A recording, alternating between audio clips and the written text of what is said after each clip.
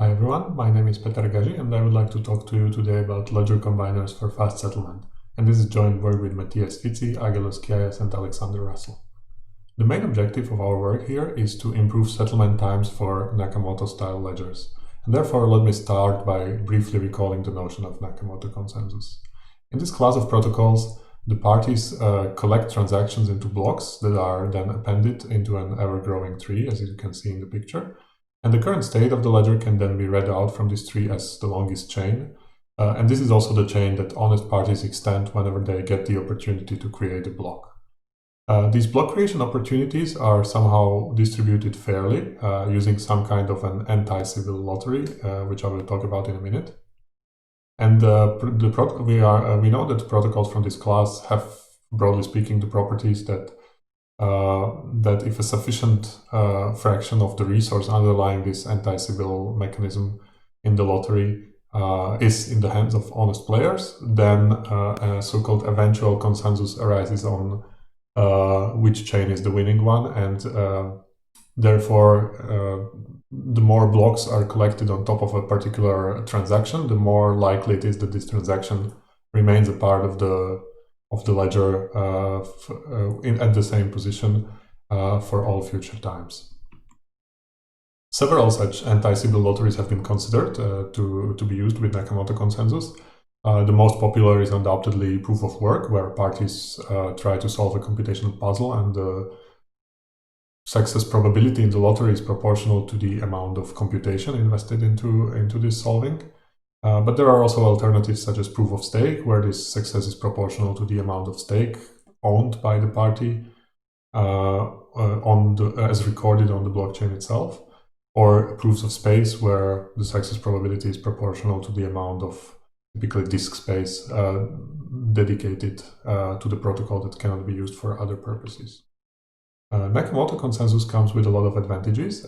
It's a simple and elegant protocol, but it also has turned out to be very resilient to hostile environments. In principle, an arbitrary minority of the underlying resource can be controlled by an adversary trying to disrupt the system, and still the protocol provides eventual consensus. And this is also true in settings with fluctuating levels of participation, where parties might join and leave the execution of the protocol at will without notifying others beforehand. And even in this setting, the protocol provides eventual consensus as long as the honest majority assumption is true for the parties that still participate in the protocol. The performance metric that we will be interested in this work is settlement time or latency. I will be using these two terms as synonyms throughout the talk.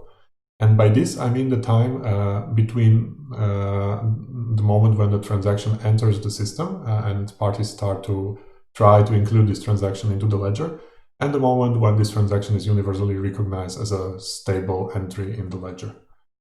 And when it comes to latency in Nakamoto consensus, there is an intrinsic barrier in play here, which I would like to talk about.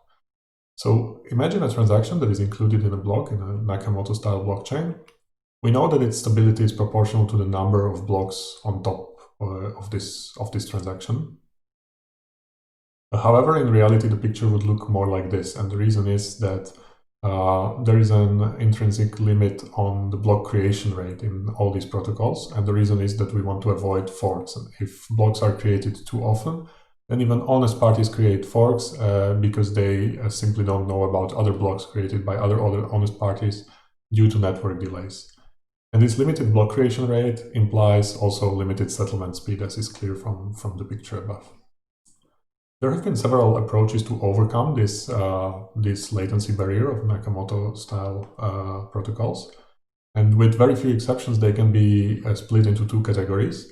In the first one, the protocols rely on stronger assumptions and provide improved latency guarantees in the optimistic settings where these stronger assumptions are satisfied.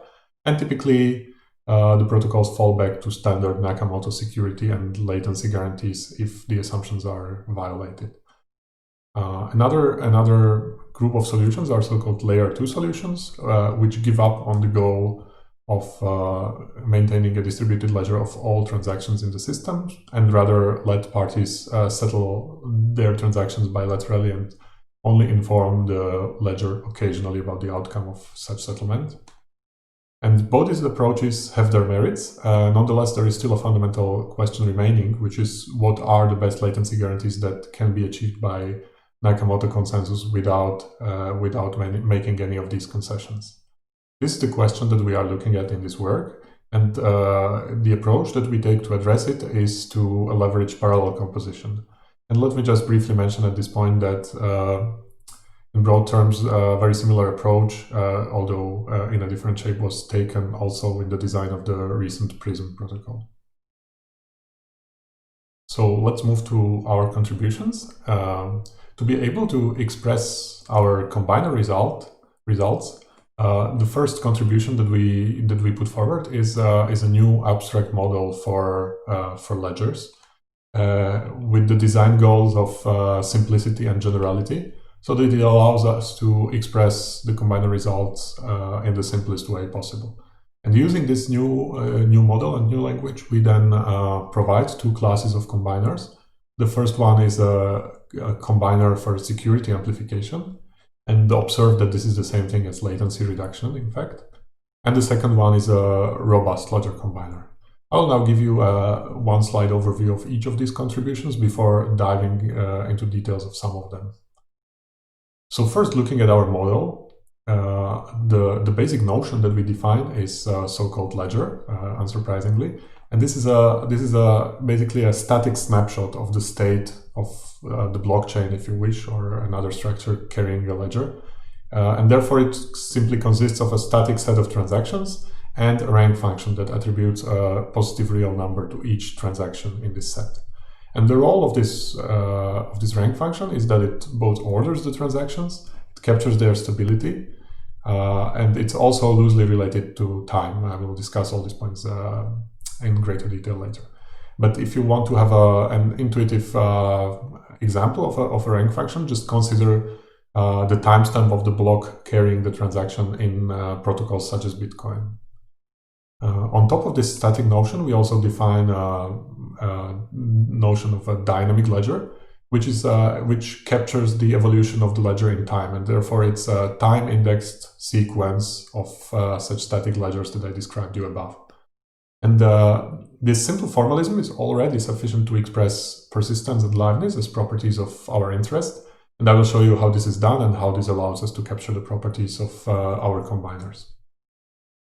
Given that, the first combiner that we present is a security-amplifying combiner, which takes m parallel independent dynamic ledgers of the type I just described to you, and produces a single virtual dynamic ledger on top of those, which is again a dynamic ledger of the type we introduced, in such a way that this combined construction allows for something we call fast submission, where a transaction can be entered into all of the underlying ledgers at the same time.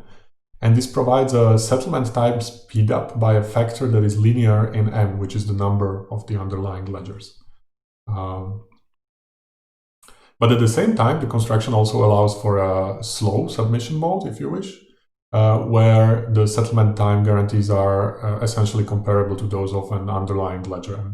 This basically means submitting the transaction to a single one of the underlying ledgers, and there is this additional multiplicative factor of logarithm of m in play here.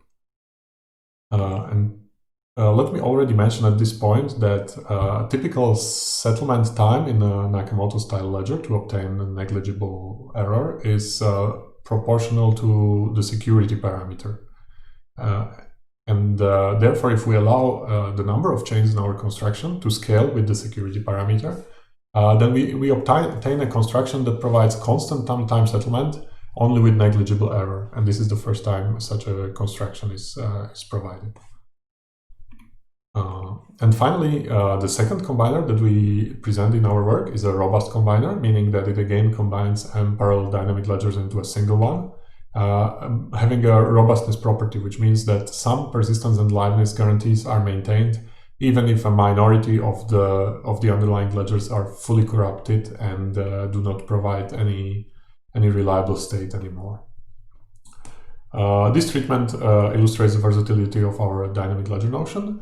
However, I will not give you further details on this construction, but I invite you to look into the paper if you are interested. So with that, let me discuss in greater detail the first two contributions that I mentioned to you. And again, let's start with the model itself that we propose. As I already mentioned, the basic notion is a static notion of a ledger that consists of a pair of a set of transactions and a rank function. And on top of that, we consider this dynamic ledger, which captures the evolution of the ledger in time, and it's a time-indexed sequence of ledgers that we will denote, as you can see in the picture, where LT is the ledger corresponding to time step T. In the visualizations that I will show you in a minute, I will typically depict a ledger that corresponds to a time t, so the ledger LT, by a line of length t. And the reason for this is that one can then intuitively visualize transactions that have a rank at most t as points on this line where the position of the point corresponds to the rank of the transaction. And this is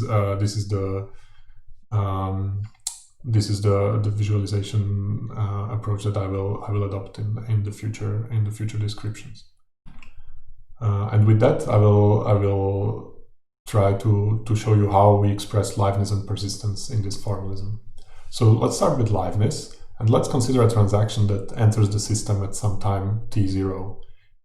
Then we require that if we look at a particular ledger LT that corresponds to a time step t that is sufficiently later after t0, we require that this transaction appears in this ledger LT, and it appears there with a rank that is at most t0 plus r, where r is a parameter of this liveness property. And we also allow this to only hold with the probability that allows for an error upbounded by an error function denoted L for liveness that takes this size of the window R as its input. Similarly, we also define persistence, where if we look at the ledger LT plus 1 and all the subsequent ledgers, and we take a parameter R that defines this window, as you can see in the picture, and we look at the prefixes of all these ledgers consisting of transactions that have rank at most t minus r, then we require that these prefixes are identical in the sense that they contain the same transactions with the same ranks. And again, this should be true except with an error that is bounded by an error function denoted by p and depending on the length of this interval r. In fact, we will call this property absolute persistence and denote the error function PA correspondingly, because we also introduce a weaker property that is new to our work, which we call relative persistence, and which I will tell you about next. In the definition of relative persistence, we again look at a ledger LT and the subsequent ledgers. And we now define two consequent intervals of size r and t, respectively, as you can see in the picture. And we require that any transaction that currently, at time t, appears in this first segment of the ledger LT, which means it has a rank at most t minus r minus s, in any future ledger LT prime, it will have to appear somewhere within the first two segments of that ledger, so up to rank t minus s. This means that the transaction doesn't need to be stable yet. Its rank might change, but it cannot increase too much. And we also require a dual property, which is that any transaction that would appear in any such future ledger LT prime within these first two segments, so with rank at most t minus s, already has to be present in our ledger LT at now, which is at time t. This is what is illustrated by this second subset relation in the picture. And again, we allow for an error probability bounded by an error function PR, depending on on the sizes of these intervals R and S. Now this might sound as a somewhat arbitrary notion, so let me try to convince you that relative persistence is in fact a useful notion. First of all, notice that it's weaker than absolute persistence, and therefore it potentially might occur faster. And in our later treatment, we show that in the cases we are interested in, it actually does. However, it's interesting that relative persistence is often already sufficient for settlement. And let me give you some more details for this.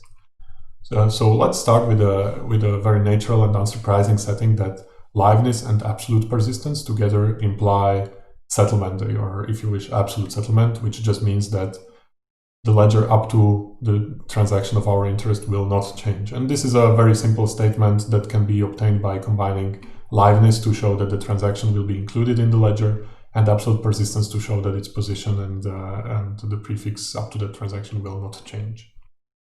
However, interestingly, there is also an analog of this statement working with the relative notions, namely showing that liveness and relative persistence imply relative settlement, which is a term that we introduce. And what it roughly means is that the transaction will stay in the ledger, and any conflicting transaction, Tx prime, that could potentially overtake our transaction Tx in the future is already present in the ledger. And note that this is exactly what relative persistence guarantees you, namely this second property, because as you can see here in the picture defining relative persistence, if a transaction is observed by a party to be in the ledger LT, in the current ledger, in this first segment, then the party knows that the transaction might change its rank, but it will in any future ledger be contained in these first two segments of the ledger. And any transaction that would also be part of these first two segments already has to be present in the current ledger that the party sees. And so this is exactly the second property that we want for a relative settlement.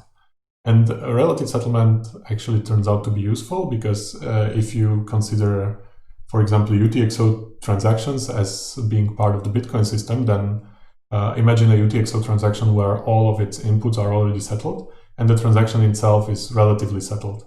And we don't see any conflicting transaction currently in the ledger. Then we know that our transaction will never be overtaken by a conflicting transaction, and it cannot be invalidated in the future. Therefore, we can already act based upon it, depending on the semantics of the transaction. So, just to sum up, a dynamic ledger is such a time index sequence of static ledgers with these three properties: liveness, absolute persistence, and relative persistence, and being parameterized by the respective error functions.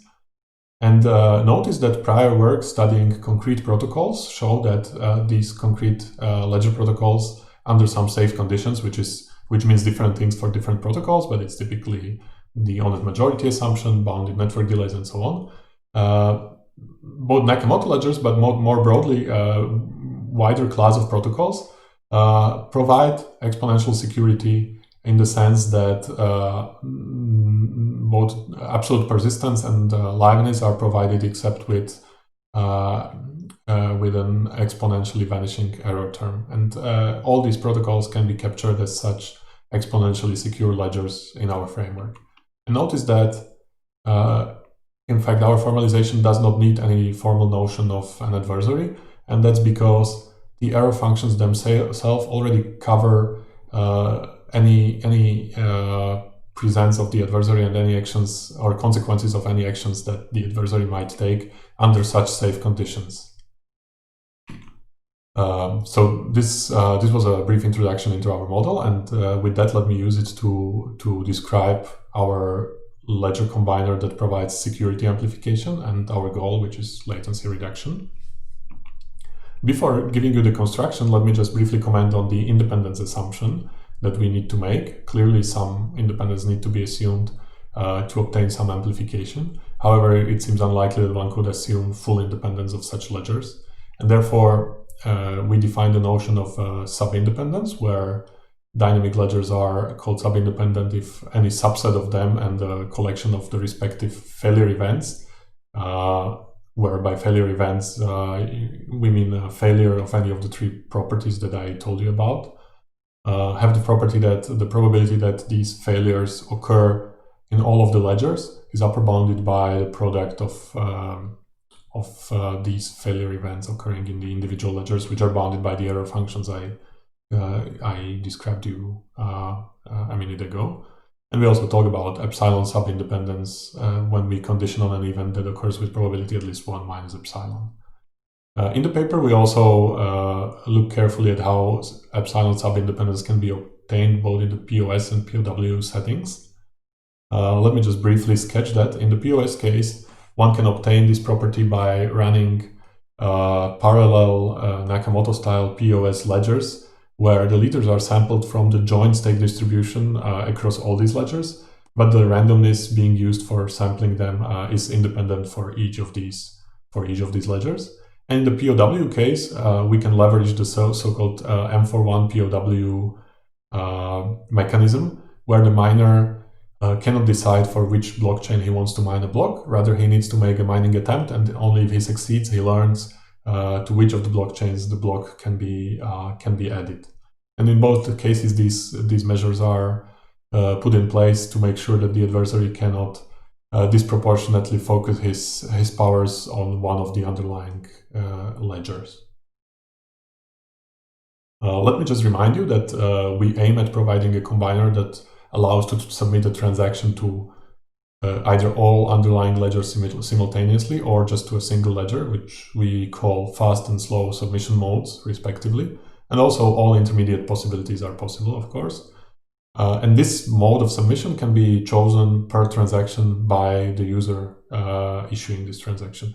And this offers a nice trade-off because typically there are fees associated with entering a transaction into a ledger. And this means that the more fees you are willing to pay, the better settlement guarantees our construction provides to your transaction. So with that, let me describe the heart of our construction, which is its rank function. And this rank function tells us how the rank of a transaction in the combined ledger is derived from the ranks of this transaction in the underlying ledgers. It's defined by the formula you can see in the gray box in the slides, and I will now give you the intuition behind this formula.